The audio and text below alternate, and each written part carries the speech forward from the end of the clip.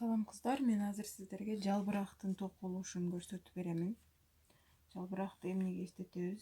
Кыздарга чачка токуган, повязкаларды токуганда, кийимдерин кооздогондо атайын, кофточкаларын кооздогондо атайын жалбырактарды токуп кооздосок болот. Биздин токуган жибибизге жараша анын размери ушундай болуп өзгөрөт. Мисалы, бул жалбырак өтө ичке жиптен токулган, иристеген. Ошон үчүн көлөмү да кичинекей. Эми биз сиздер менен схема окуганды баштайбыз. Биринчи эмне кылабыз? Бул жерден 9 воздушный петля набирать этип алабыз. 9 абалуу илмекчелерибизди набирать этебиз. Анан схема окуп баштайбыз. Эми 1 2 3 4 5 6 7 8 9 экен. 9 воздушный петля экен. Демек биз биринчи скользящая петля кылдык. Эми 9 воздушный петля. 1 2 3 4 5 6 7 8 9. Мынакей 9 воздушный петля набирать еттик. Эми бир жолу воздушный петля подъема экен. Мынакей көтөрүп алгандан кийин биз кайрадан бул жак менен кетебиз. Эми азыр биз набирать еттик, эми өтүүгө кетебиз. Столбики без накида. Кийинки тешикчеге биз азыр воздушный петля кылдык. Бул эмеге воздушный петляга столбики без накида токуйбуз. Бир жолу жипти киргизип алып өткүзөбүз. Андан кийин полустолбик с накидом. Накид. Илмекке салып алдык дагы. Бизде 3 болду. Эми 3-өнөн 1 өткөзгөнүбүз. Полустолбик с накидом. Кийинки столбик с накидом. Накид. Салып алдык. Бизде 3 болду. Эми 3-өнү 2-өнү 1 жана 2-өнү 1 өткөзгөнүбүз столбик с накидом деп аталат. Эми 1 2 3 илмек столбик с двумя накидами деп окулат. 1 2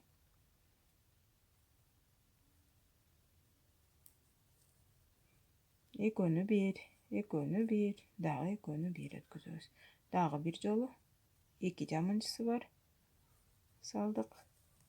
2-өнү 1 2-өнү 1 2-өнү 1. Эми 3-үнчүсү калды.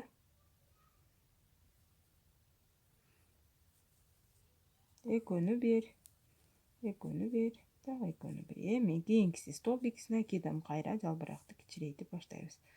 Столбик с накидом. 2-өнү 1 2-өнү 1. Кийинки полустолбик с накидом.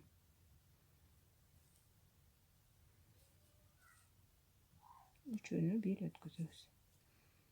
Эми столбики без накида. Жазбай калдым. Столбики без накида. Кайра эле ушуну кайталайбыз. Столбики без накида. Столбик без накида токугандан кийин биз 2 жолу воздушный петля кылабыз. 1 2.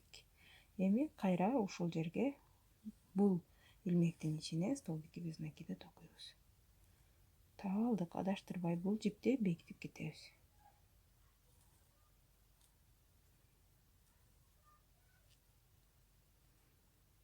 Кийинки полустолбик с накидом. Накид.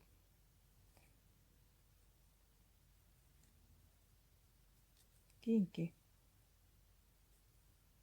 столбик с накидом. Кийинки 3-өнү столбик с двумя накидами. 2-син 1 2-син 1 2-син 1. Эми экинчини көрүп турганыңыздай бул жипти акырын кошуп алып кетебиз. 2-син 1 2-син 1 дагы 2-син 1. Азыр бизде бир жолу дагы бир жолкусу калды. 2 жолу токудук. 1 2. 2-син 1 2-син 1 2-син 1. Эми столбик с накидом. Эми полустолбик с накидом. Эми столбик без накида. Жөн гана. Мына биздин жалбырагыбыз даяр болду. Эми эмне кылсак болот? Бул жерде учуна